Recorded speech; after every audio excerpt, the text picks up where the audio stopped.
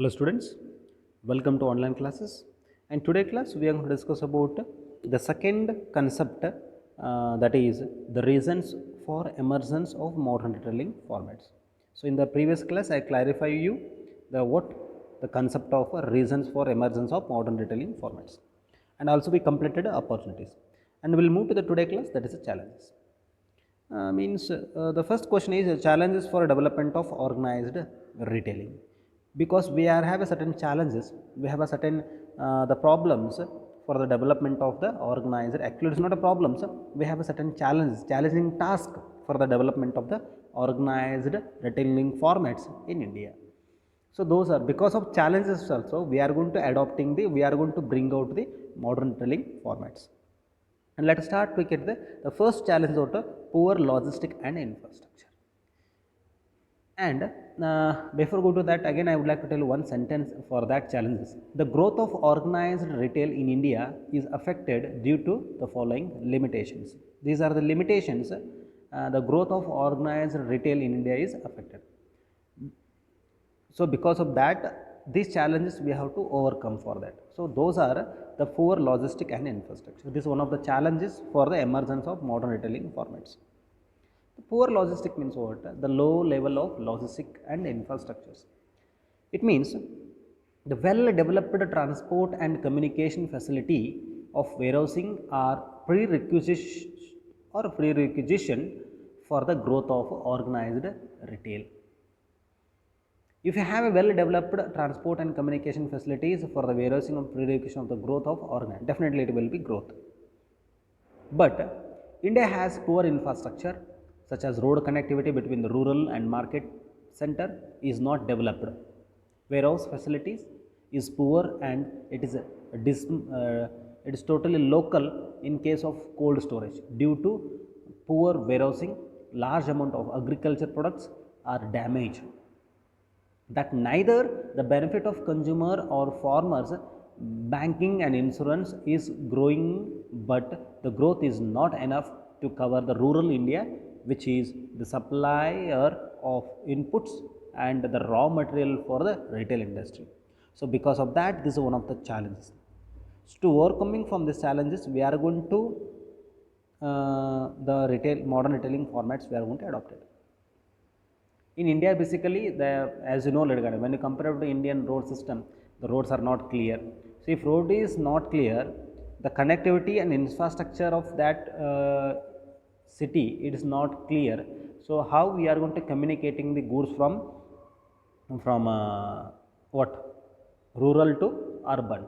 So because we already discussed, that is where it is. That's sixth one, urbanization. Because how urbanization, how the city is going to increasing day by day, that is helpful to implementing the modern retailing formats. But what will happen under the challenge? Because challenges are very important. As per the challenge, poor logistic and infrastructure. Logistic in the sense of what? Storing facilities. That means warehousing. So we are not have a proper storing facilities. Then how we are going to justify the customers' needs and wants? That is the first thing. Second thing is the infrastructure. If roads are not good, how we are going to transport the goods in time? Again, if roads are not good, whatever the transportable goods will be damaged. So because of that, this is one of the challenges for the development of the organized retail in India. So because of these challenges, take it, and we have to develop the organized retail in India. Because of that only, it means why I am going to telling you, we not have the proper logistic. It means there is no proper storage facilities, and also there is no infrastructure proper. So because of that, we are moving to implementing the organized retailing properly. So if you have maintaining proper organized retailing system, the people will get easily everything in systematically. We can bring out that. So this is one of the challenges to implementing the organized retail in India. Second one, low per capita income. See, around 30% of Indian population in middle and rich income category, and the rest of 70% is poor. Approximately the 30% is classified as a below poverty line. Okay, that is a low per capita income, and is classified as a below poverty line. They do not have income to buy a day meals.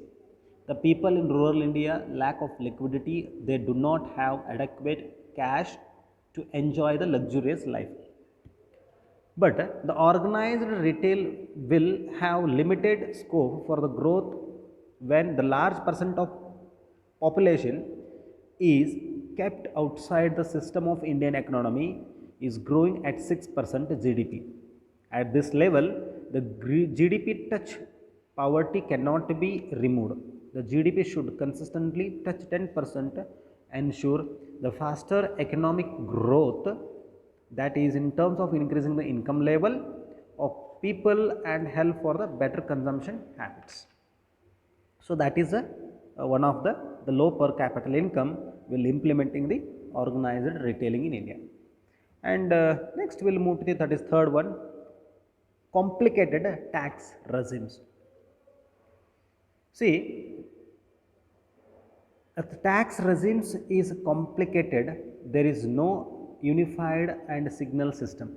Although the VAT, the value added tax, has comes into force, till our state has its own system of taxation. VAT means what? A value added tax. So every state have a different value added tax system in their state. But the tax rate is high and there is complications in complying the tax formalities. These are creating problems for promoters who want to promote a large retail outlet. It becomes the further complicated for an MNCs that want to promote the organized retail in India. Because what will happen, if you take an example of a taxation system, every state have a different tax before implementing the GST. But today GST is implemented, there is no objection for that. But before GST, every state have a different the taxation system and also rate. For example, VAT. If you take an example, the VAT rate for the bike is in India, in Karnataka and Maharashtra different. The rate of tax for bike purchasing in Maharashtra is less, in Karnataka is high. So because of that, the complicated tax regimes.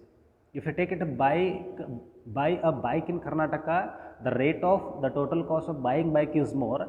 If you take the example of Maharashtra, if you are going to buy a bike in Maharashtra, the buying price of the bike is less. Why? Because before implementing GST, I am only talking. Why? Because Maharashtra have a different tax regimes and Karnataka also have a different tax system in the sense of VAT system. But laterally what will happen, to want to promote creating the problems of promoters who so large retailing outlet to become further complicated for an MNC that wants to promoting the organized. And laterally what will happen, the MNCs are have again different the rate system and the complications. Because of that, they have to moving towards the what modern retailing. If you are going to implementing the modern retailing formats, so those will be what reduces.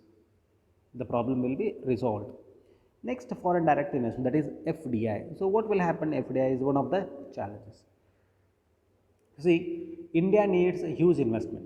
Of course, we all know about it. FDI means what? A foreign direct investment. So for that, India needs a huge investment in retailing, logistics like warehousing, transportation, management, and it is not only a money but also in the necessary technology that can only come in the form of foreign direct investment. So when you take it a foreign direct investment, the politicians and policy makers are not unanimous for entry of a foreign direct investment in the retail sector. Some sectors says foreign direct investments in retail will kill small retailers, and other says the growth in the retail infrastructure is possible through the foreign direct only retailing. The FDI means foreign direct investment in a multi-brand and single brand unless clear policies are laid down at the center and stage growth of the organized retail is difficult. In overall world, I will tell you a simple scenario.